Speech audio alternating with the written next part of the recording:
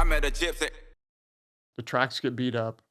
The stadiums, I think now are too small because the bikes are unreal.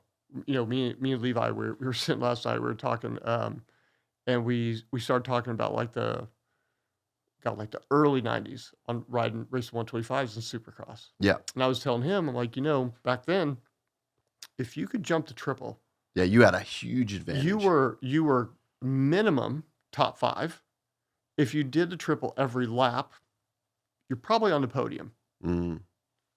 Like that was like a differentiator between the whole thing. And now you can do a triple on a 250, probably in first gear, with 12, 15 feet of run up.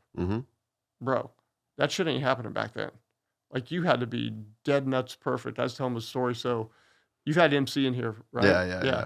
Did you guys talk about the peak days? Nah, not that much. So those peak bikes at the time, like in 91, 92. So the 91 bikes, when they first showed up with the peak bikes, those fucking things were ripping.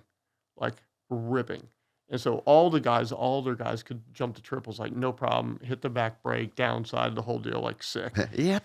And so I was riding Yamaha in 91, and the 91 Yamaha was pretty piss poor, like extremely fucking horrible. And so I broke 4 sets of pegs off the bike trying to do the triple. Just from casing. Yeah. Like broke a set every single time I went out on the track, which is like just ridiculous, right? Yeah. Can you imagine seeing somebody come up that short that many times these days? Like it doesn't exist. No.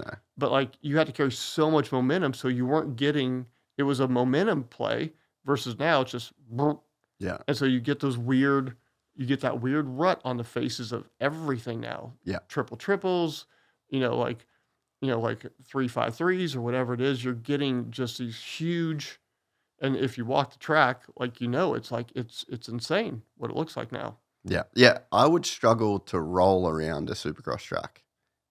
And because they're so deep. Yeah, because like it's just one crazy rut.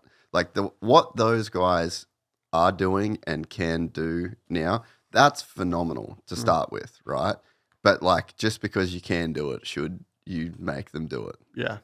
And yeah, the sport is definitely, it's got to a pretty insane place now. Yeah. So yeah, it's like you said, it's a big. And the bikes run so good. It's crazy, man. Yeah, Like, but to be able to be doing all of a Supercross track in first gear, basically. Yeah, it's nuts. Would you have ever thought when you were racing that that's possible?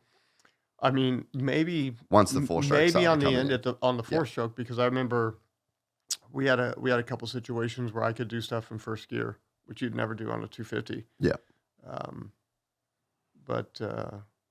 Yeah, and there was some stuff that you could do on a 4-stroke too. You could change, you could change rear wheel sizes, which is pretty crazy. You could go, like we ran a 20-inch rear wheel.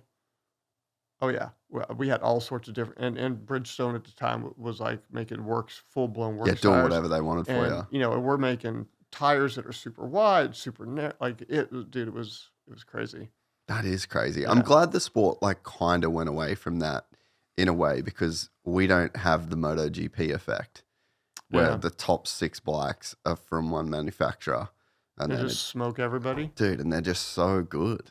Like you'll see a guy that was in 17th last year get on a Ducati and now he's on the podium. Like that's never happening in Supercross. A guy that's in 17th right now in the 450 class is a 14th to 17th place guy. Yeah, he's never getting on the podium because of equipment. And I think that's good.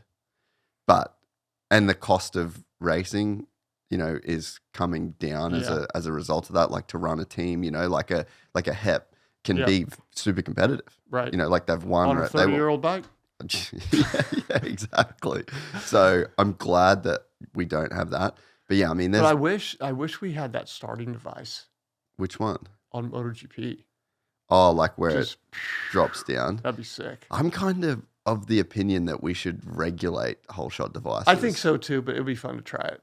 If you enjoyed this content, please like and subscribe. And to listen to the full 3-hour podcast, search Gypsy Tales in your favorite podcast platform or click the link in the description below. Gypsy Gang.